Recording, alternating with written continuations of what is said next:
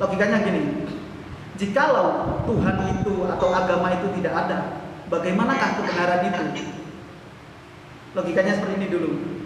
Jadi coba kita hilangkan, kita singkirkan agama, kita singkirkan Tuhan.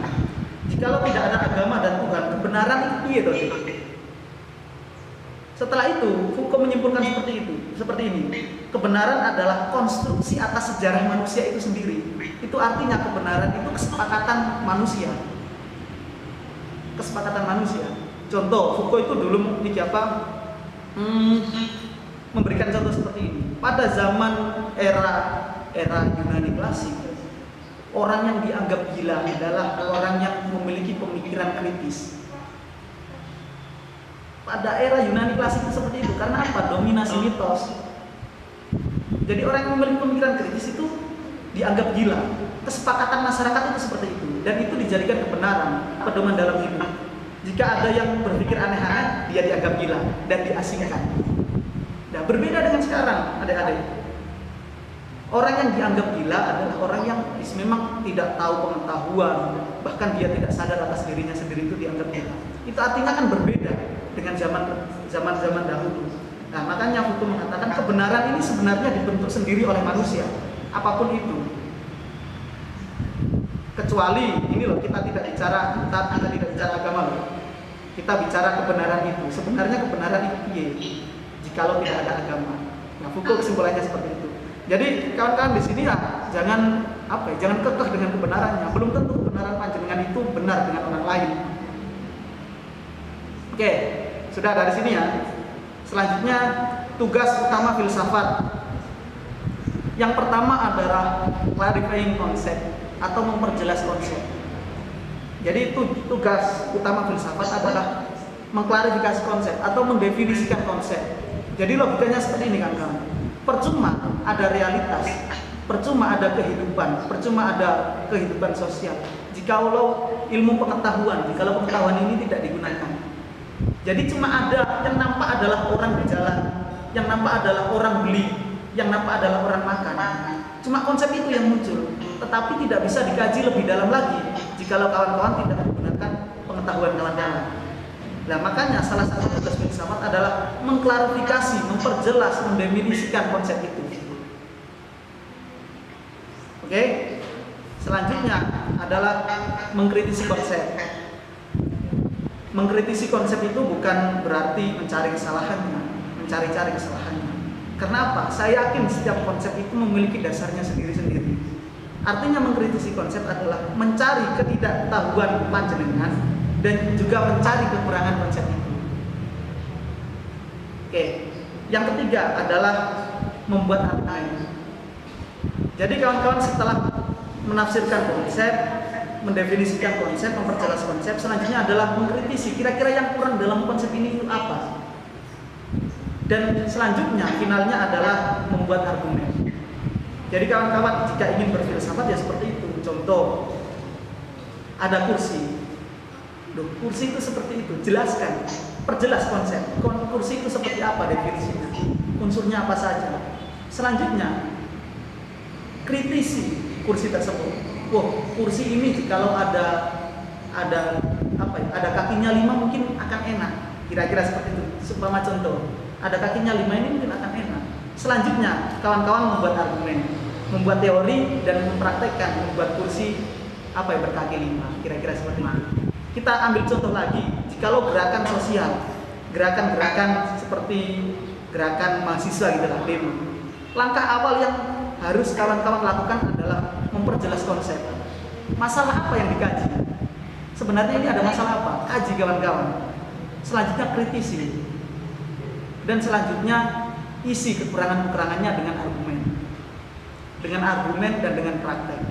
Jikalau kawan-kawan jikalau ingin gerakan sosial tanpa ada fase-fase 3 fase ini ya percuma. Gerakan-gerakan panjenengan ini tidak terpola. Jikalau gerakan sosial tidak ada pengkajian terlebih dahulu ya percuma. Kawan-kawan akan bergerak sesuai keinginan panjenengan sendiri. Lanjut. Nah, ini kita mulai masuk. Apa yang Anda ketahui tentang filsafat, kawan-kawan? Tadi kan sudah diberi stimulus oleh master master tadi. Apa yang Anda ketahui tentang filsafat? Lanjut, Bang. Oh, sebelumnya. Filsafat terdiri dari dua kata, adik-adik.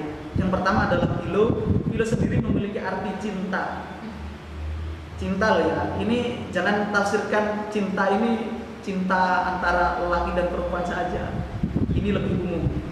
Nah, ini lagi-lagi kawan-kawan harus terbuka pikirannya. Jangan tertutup dan jangan jangan terkultuskan oleh satu definisi saja. Philo sendiri memiliki arti cinta, lalu Sophia memiliki arti pengetahuan, hikmah dan kebijaksanaan. Ya, jika didefinisikan secara kata, filsafat adalah cinta kebijaksanaan. Nah, tadi kan kita menyinggung puncak dari filsafat itu bukan kebenaran, tapi kebijaksanaan. Nah, ini ada kan definisi awalnya. Jadi kebenaran itu belum tentu bijak, tetapi bijak sudah pasti benar dan sudah pasti sesuai koridornya. Selanjutnya, Mbak, next. Objek filsafat adalah sesuatu yang ada dan yang mungkin dianggap ada. Jadi objek filsafat ini sangat luas, kawan-kawan. Sesuatu yang ada, bahkan sesuatu yang mungkin, ini baru mungkin lagi, mungkin dianggap ada. Itu dikaji, kawan-kawan. Contoh gini, contoh mudahnya. Di sini adik-adik yang cowok misalkan, yang cowok suka dengan salah satu peserta perempuan di sini.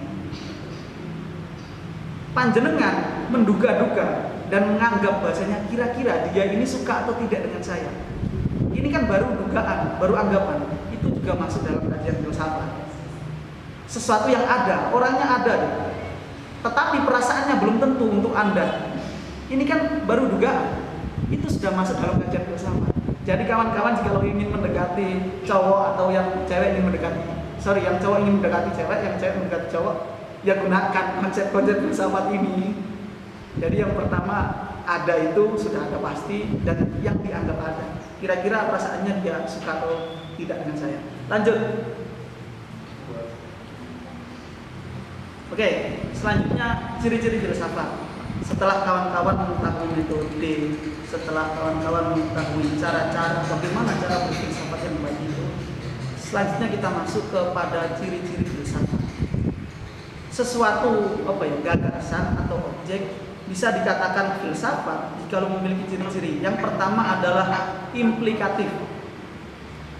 Ilmu filsafat sering memikirkan akibat yang didapatkan dari suatu pemikiran. Tujuan hal tersebut supaya manusia selalu dapat melahirkan berbagai pemikiran baru yang dapat mengembangkan intelektualitas. Jadi ilmu filsafat itu sering memikirkan akibat yang didapatkan dari suatu pemikiran. Jadi ada tidak lanjut dari pemikiran tersebut. Itu sifatnya implikatif. Jadi contoh gini, jikalau adik-adik ingin ingin membeli buku filsafat barat misalnya. Nah, implikatifnya nanti kemana? Kawan-kawan akan mendapatkan pengetahuan tentang filsafat barat. Akhirnya kawan-kawan pemikiran panjenengan lebih dominasi filsafat barat dibandingkan filsafat yang lain. Nah, selanjutnya ciri-ciri filsafat yang kedua adalah memiliki sifat yang universal. Nah, tadi filsafat itu sifatnya terbuka. Secara umum pemikiran filsafat memang tidak ada sangkut pautnya dengan objek-objek tertentu atau cenderung bersifat universal. Contohnya dari pemikiran seperti kebebasan, keadilan, dan moral manusia itu juga masuk dalam kajian filsafat. Jadi sifatnya sangat umum. Selanjutnya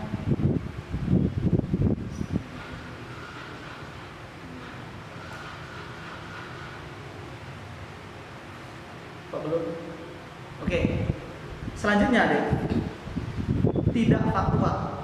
Tidak faktual dalam konteks ini merupakan sesuatu yang bersifat spekulatif dengan menciptakan berbagai dugaan. Nah, ini tadi kata kuncinya.